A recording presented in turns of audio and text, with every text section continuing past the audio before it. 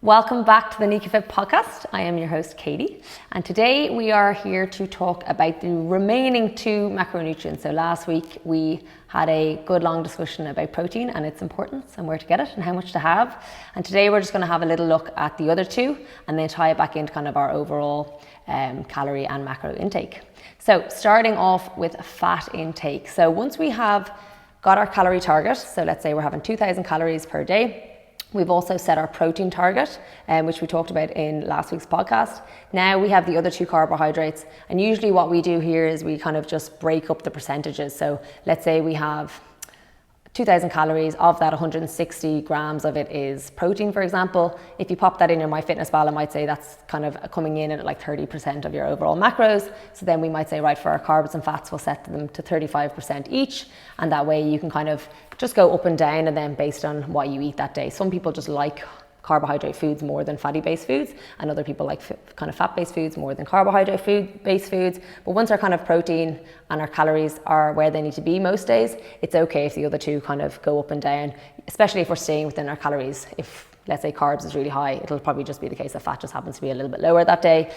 So usually we let that come down to people's personal preference. So where we might need to look into them a bit more than just setting 35 kind of percent would be dependent on what your goals are. So for example, if somebody is like an athlete or a marathon runner, it's obviously going to be very important that they have a lot of carbohydrates, because carbohydrates gives us energy. But if somebody is kind of maybe trying to diet and reduce their calories, we might look then at reducing their fat intake, which we'll go into now.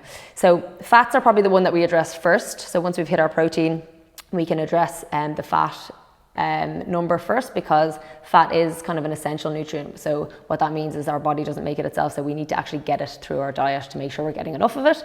And it's really important for loads of stuff. It's what makes up our cells, it makes our hair healthy, our nails healthy, really important for our mental health, for our reproductive health. There's just loads of reasons why having good healthy fats in our system is really, really important. And we get it through things like avocados and nuts and fish and seeds and oils and things like that.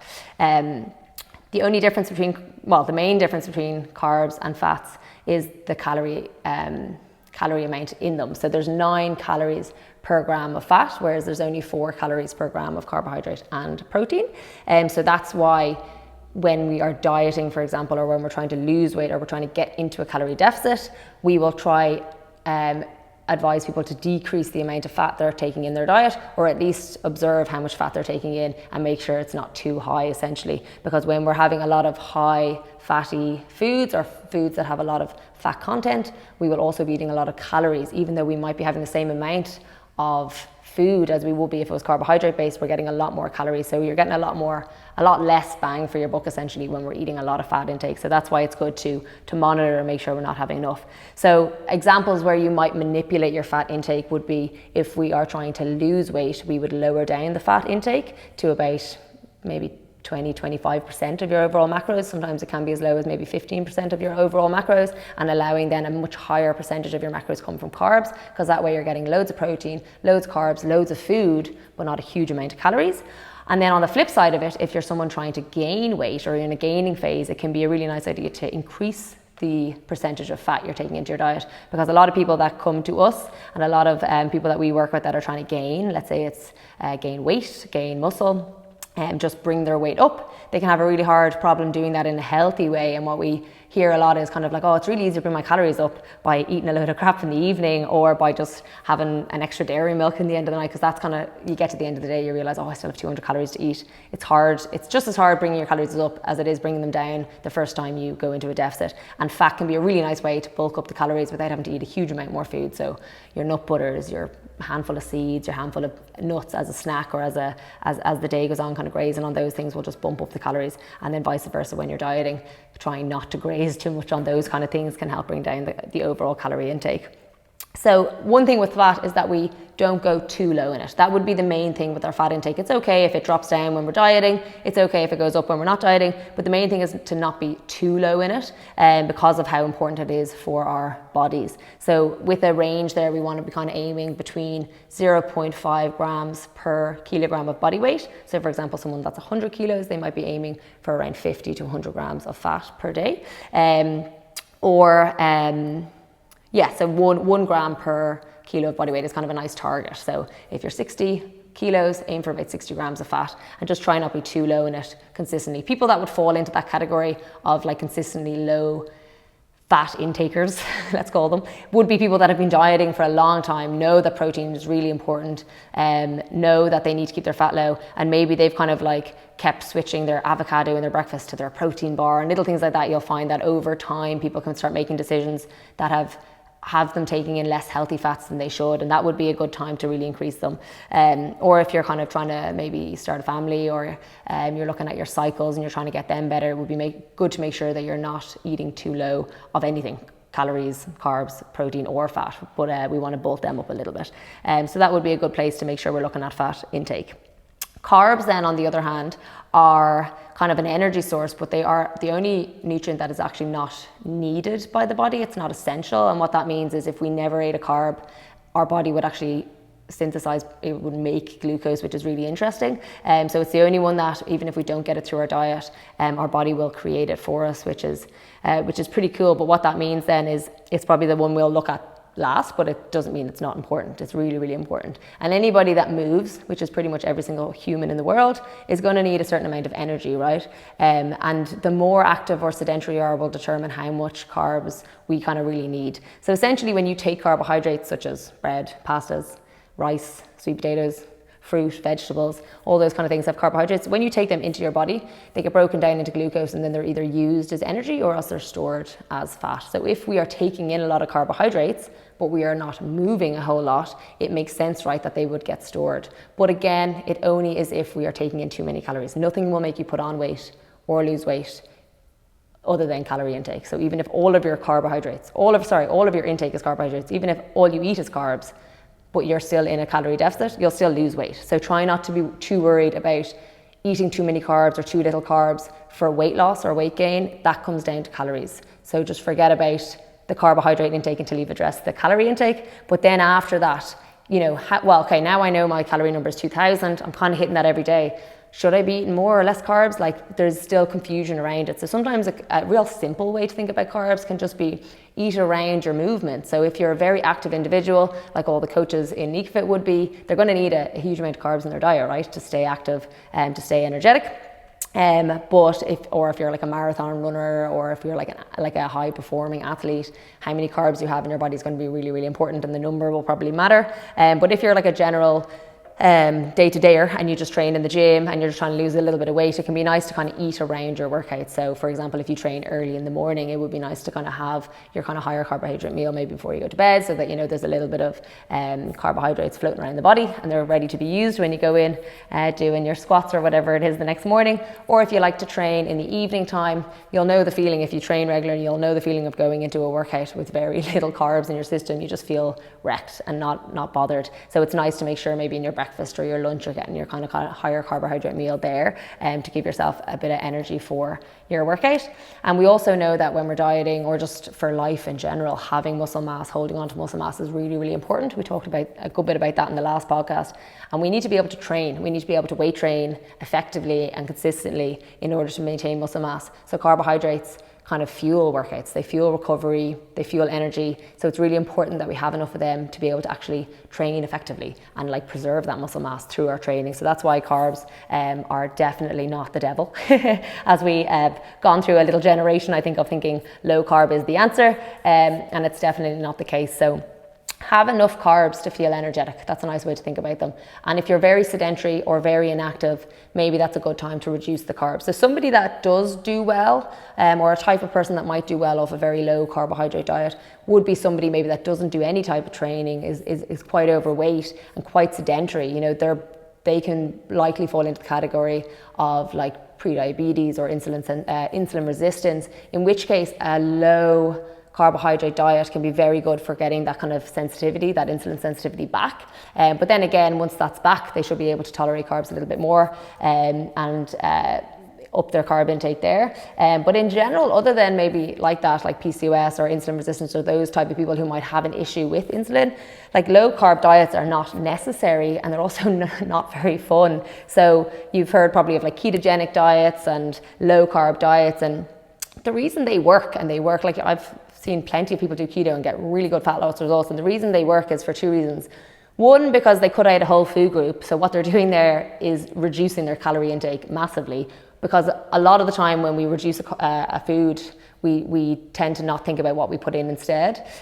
We just kind of eat less because we're like, oh, I can't eat carbs now, I don't know what to eat. Okay, I'll just nibble on a bit of chicken and then I'll keep going. And usually what they've done there is ate way less. So usually what gets that person results, first of all, is the lack of calories, or the calorie deficit they put themselves into. And then also with carbohydrates, for every 1 gram of carb that we eat, we store 3 grams of water in our body, which is huge amounts of water. So if you're someone that eats carbs every day, you're going to always have that little bit of a level of water in the body from the carbohydrates that are in your system. So if you one day just take out those carbohydrates out of your diet, you're obviously then reducing a huge amount of water weight. So at the very start of a keto diet, there can be a kind of a rapid weight loss, which is a huge amount of water reduction, and then B, probably a good bit of a calorie deficit. So it's not that it doesn't work, it does pull you into calorie deficit, but it's not that it works because you've no carbs, if that makes sense.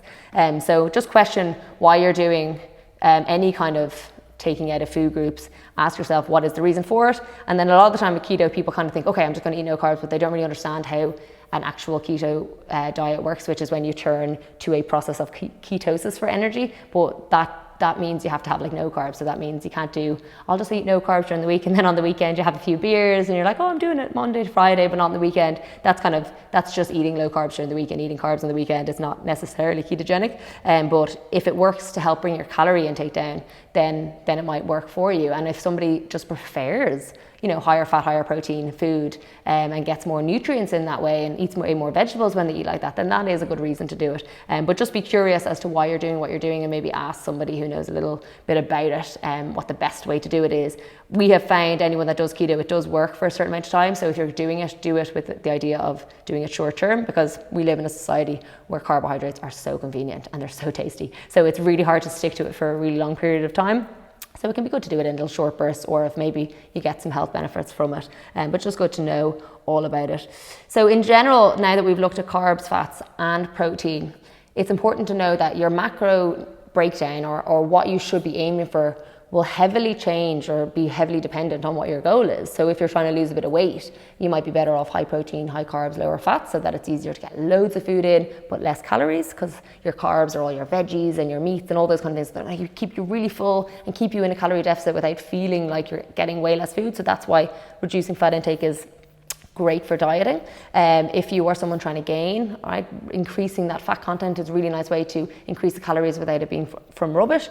And if you have any kind of like other specific goals, it might pull your macros into different percentages essentially. But the number one is always going to be your overall calories. That's going to really determine whether you gain or lose or stay the same. And that's the number one. And that's the first thing we always need to address, is how many overall calories we're actually taking in. And then the macro breakdown is going to determine how easy or hard it is to stick to that goal, right? Protein, as we know from last week, is always going to be the number one, because no matter what we're doing, whether it's gaining or losing weight, we still want to hold on / build / maintain as much of our muscle, because that is just the key to life, having loads of muscle, right? So we want to make sure that we maintain that. So that's why that's always number two in terms of priority, because whether we're eating more calories or less, we need to make sure we're eating the right amount of protein. And then the other two can vary, and that'll totally depend on your goal, depend on your preferences, but they're less important. So if you're brand new to all of this, I would say focus on the calories, and then make sure your protein intake is enough. And then if you're at that stage where you know you're nailing both of them, and you've been doing this for a long time, then that's probably the next step, is to look at the other two, make sure that you're getting the right amount. No harm in looking at all of them all the time, but it just can be a little bit overwhelming when you're looking at FitnessPal and you're like, oh my God, fat's in the red. Oh God, carbs are too low. Is that okay? Should I be? There's so much information, and people just get way too bogged down with all of it. So just start with one area, focus on that, then move into the next macro. And over time, you'll just change your habits to eat in these ways. It's not this big thing that you need to figure out at the beginning. It's definitely worth. But any of our members that are listening to this that have been with us a long time, that might be like, you know what, yeah, I'm pretty good at like tracking, or I'm pretty good at knowing my overall intake. I'm kind of curious now about my carbs and fats. That could be the next conversation you have at your next strategy session, is like, what should my fats and carbs be? And then we can ask you what your goals are, and we can give you a little bit more of a kind of a target around those areas. So that's kind of a nice place to move once you're pretty well equipped with all the tracking. But that kind of brings us back to tracking. And I suppose all of this information, protein, carbs, fats, how much you should have, where you should get it, it's all well and good if you can't actually stick to it for like a long enough time. And like we all, like I'm sure any of you guys listening will know that like it's well and good knowing it, but doing it is the hard part. Like eating enough protein consistently is tough. Like tracking your calories for a long period is tough. And when it comes to tracking, like we kind of start out with like a basic rule. Is like we call it like the 14-day data collection. And essentially what that means is in order to know how many calories you should be aiming for, we need to figure out what your maintenance is first. Like what amount of calories is going to make you maintain your weight. And that way then we can decide what calorie number will make you lose or gain. And the best way to do that is just do 14 days of tracking. So what we'll do there with clients is we'll get them to track 14 days of weight, their morning weight. So what that is first thing in the morning when you're at your leanest, lightest, after you've gone to the loo, hop on the scale, log it, forget about it. No emotional attachment to that daily weight. It's going to go up, it's going to go down, regardless of your actions. That's all fluctuations. And that's why it's good to get this data tracking period at a time where you're just eating normally, not when you've just started a ketogenic diet or you've just started the gym. And that's why we get people to wait until they're in the gym a little bit. They've got the whole kind of training under their belt, because there's going to be huge amounts of changes, loads of muscle adaptation when you first start training. So there's going to be changes in your daily weight anyway. Even if you're not gaining or losing any fat, there's going to be changes. So it's nice to do it at a point where you're just eating normally, then just track and eat normally for 2 weeks and track it. And even if you've put on weight, at least we'll be able to work out from that number what your maintenance should be. If you lose weight, we'll still be able to work out what your maintenance, or if it stay the same, then at least we have your maintenance. But what you need to do is track your morning weight for 14 days in a row, and then track all of your food intake and drink intake and everything that goes in, right? So all of your calorie intake for 14 days. And what that's going to give us is a week 1 calorie average. So let's say week 1 is 2,100. A week 2 calorie average, which is going to be, let's say, 1,900. So now we know over the last 14 days, we've averaged at 2,000 calories. And then we have our week 1 average weight. So we add up all 7 weights from week 1 and we have a number. Then we add up all our weights from week 2 and we have a number. And let's say the change is 0.2. So you've gone down 0.2. So now we know, okay, you've averaged at 2,000 calories and you've gone down 0.2. So we can see we're in a slight deficit. And we can use our 3,500 calorie rule, which I'll go through now, to determine how much of a deficit or surplus we're in, right? But let's say you eat 2,000 calories and the weight stays the exact same. Now we know, okay, great. We found our maintenance, it's 2,000 calories. How much weight do you want to lose? How quickly do you want to lose it? How slow do you want to lose it? I want to lose a pound a week, right? So we have 3,500 calories in 1 pound. So what that means is to gain a pound or to lose a pound, we need to be in a surplus or a deficit of 3,500 calories. So if my maintenance is 2,000, in order to lose 1 pound per week, we would need to be in a 3,500 calorie deficit, which over 7 days is 500 calorie deficit a day. So now I know I need to eat 1,500 calories every day for the next 7 days, or every week, to lose a pound. And that can be on average. So you don't have to eat 1,500 every day, but we have to average out at a calorie intake of 1,500. Or if we see that we have gone up 0.3 or down 0.3 from our data tracking, we can use our 3,500 calorie rule. So let's say you lose 0.2 of a kilo on average over the 2 weeks, we can multiply 0.2 by 3,500 calories, which will give you a number, which I think is 700. Let's just go with 700, which we say, okay, 700 calories. I divide that across the 7 days. Let's say, is that 50 calories a day? Or 100 calories a day? So 700, yeah, divided by, so if we have lost, if we're in a deficit of 700 calories, that means that we are 100 calories less than our maintenance every day. So if that makes sense, you know, if I'm eating 2,000 and I eat 1,900 every day, I will lose 0.2 per week. So it depends on the person's goal, how quickly or slowly they want to lose weight. But we'll use this data tracking period to get an average calories and average weight, and that'll give us a much, much more accurate number to assign somebody. So there are loads of quicker ways to find a number. So you can use like calorie calculators, where you'll just pop in your details and they'll give you a number to aim for. The one we use in the gym is the Eric Helms calculator. So what you do there is you'll get your body weight in kilos, you'll multiply it by 22, that'll give you your BMR, and then we multiply it by a little activity multiplier. So if you're sedentary, you multiply it by one number. If you're lightly active, active, or very active, and basically depending on how active or sedentary you are, that will obviously determine how many extra calories on top of your BMR you should be eating.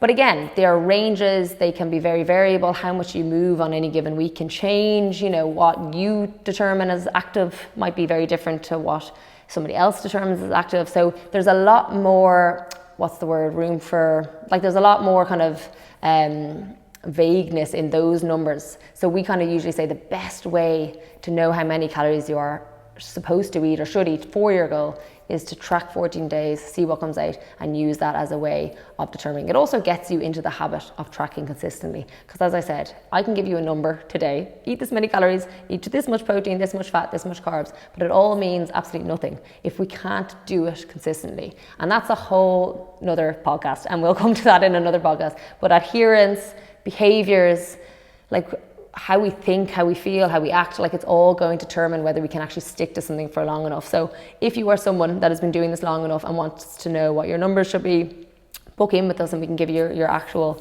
kind of macro breakdown, and then we'll come back and talk a little bit more in the next podcast or in another podcast or two about how we can kind of set ourselves up for success, like how we can set goals, how we can do things long enough to see a change, because that's the biggest problem, isn't it? Like we know about weight tracking, calorie tracking, but sometimes it's just hard to do it for long enough to see a change.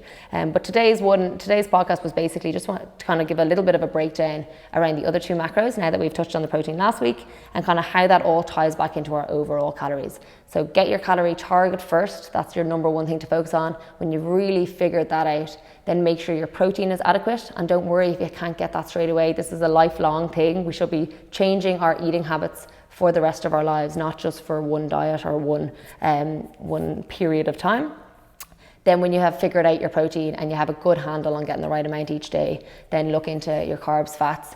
Let them go up and down depending on your preferences, but just make sure either of them aren't too low and that they're in the right place for your goals. But yeah, I think that's all we have for today. Thank you for tuning in. I hope you all got something from it. If you have any questions around those areas, obviously reach out to any of the coaches. We'd be more than happy to help. And other than that, we will catch you all on the next podcast.